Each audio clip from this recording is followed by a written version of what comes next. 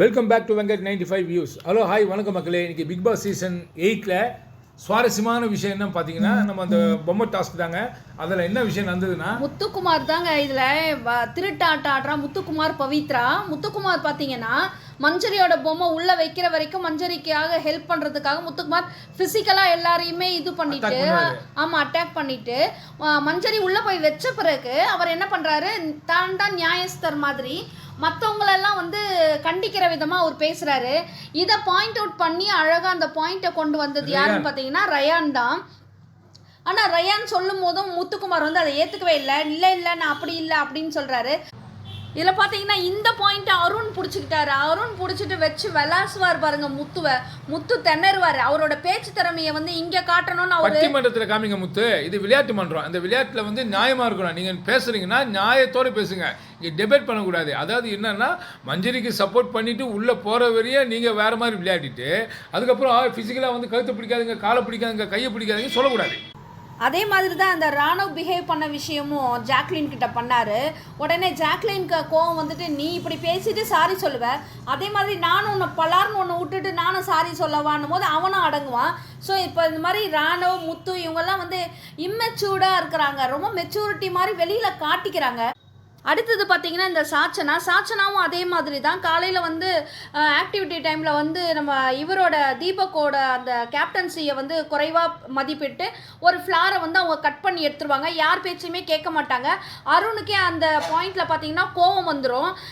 என்னம்மா பேசிகிட்டு இருக்கிறாங்க, ஒரு முன்னாடி ஒரு கேப்டன் ஒருத்தர் லீடர்னு இருக்கிறாரு, அவர் சொல்லும் போது நாங்கள் எல்லாமே ஒபே பண்ணுறோம், நீ மட்டும் இது மாதிரி பண்ணுறியன்னு எல்லாருக்குமே அந்த இடத்துல வந்து ஆமாம் மற்றதெல்லாம் குழந்தை மாதிரி நடக்குது. இதில் வந்து எவ்வளோ வந்து அது ஒரு திமிரு ஏன் அப்படி பண்றான்னா, அவளுக்கு வந்து தீபக் மேல இருக்கிற அந்த வன்மம் தான். ஏன்னா அவர் வந்து அந்த முடியை வந்து விழுந்திருக்கோம் இல்லையா அந்த மைக் மேல. அப்போ வந்து பிக் பாஸே சொல்லியிருப்பாரு. ஸோ கேப்டனா இருக்கிறனால அவர் சொல்லியிருப்பாரு, அந்த முடியை எடுத்து போடுமா, இது மாதிரி மைக் இது மாதிரி பண்ணக்கூடாது. முத்து வந்து அந்த பனிஷ்மெண்ட்டை வந்து அவர் போய் சொல்லுவார், எல்லாருமே கேர்ஃபுல்லாக இருங்க, இந்த மாதிரி மைக் மேலே முடி மாட்டக்கூடாது.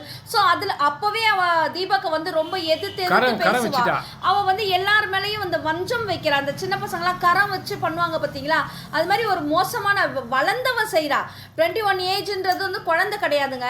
அது வேற எல்லாரும் மேலே ஏறி உட்காந்துக்குது, தோல் மேலே தூக்கி போகிறாங்க. இது அசிங்கமா இல்லை? அதுக்கு இது வெக்கமா இல்லையாங்க அவளுக்கு? இதை மற்றவங்களும் சொல்ல மாட்டேங்கிறாங்க.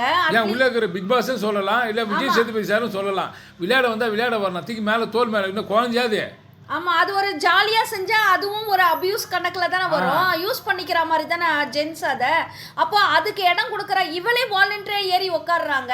ஸோ இப்படி கேவலமாக இவன் நடந்துட்டு இருக்கிறா. அப்போது சாதாரணமாக சிரிக்கக்கூடாது, நான் சிரிக்கக்கூடாதுன்னு சந்திரமுகியில் ஜோதிகா கேட்குற மாதிரி நம்ம தீபக்கை கேட்பா. அந்த நேரத்தில் அவரே கோவம் வந்துட்டு, ஏமா பிக் பாஸே மேலேருந்தே அவங்க சொல்கிறாங்க, என்ன வந்து கேட்குறியம்மா அப்படின்ற மாதிரி பேசுவார்.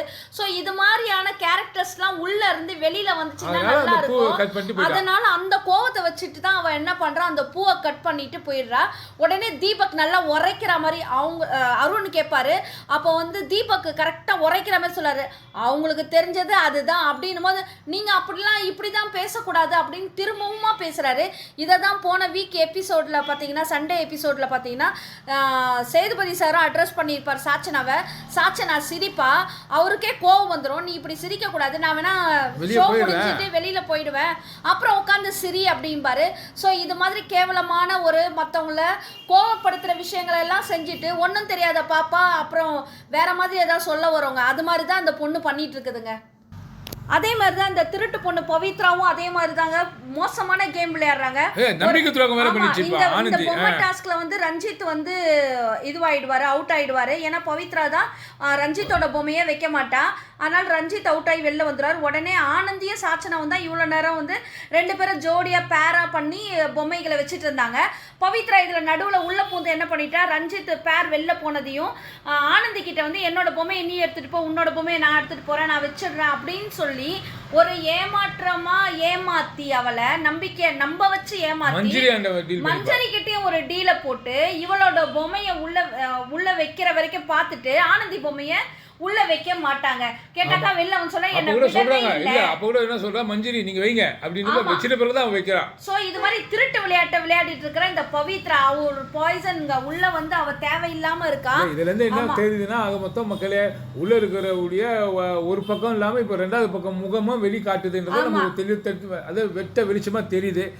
இதுவரையும் இந்த சுவாரஸ்யம் சொல்லிட்டேன். இதுக்கு அடுத்த சுவாரஸ்யம் மறுபடியும் உங்களுக்கு அப்டேட் பண்றேன். இந்த வீடியோ உங்களுக்கு கண்டிப்பா பிடிச்சிருக்கும்னு நினைக்கிறேன். பிடிச்சிருந்தா லைக் பண்ணுங்க, கமெண்ட் பண்ணுங்க, ஷேர் பண்ணுங்க, சப்ஸ்கிரைப் பண்ணுங்க. தேங்க்யூ.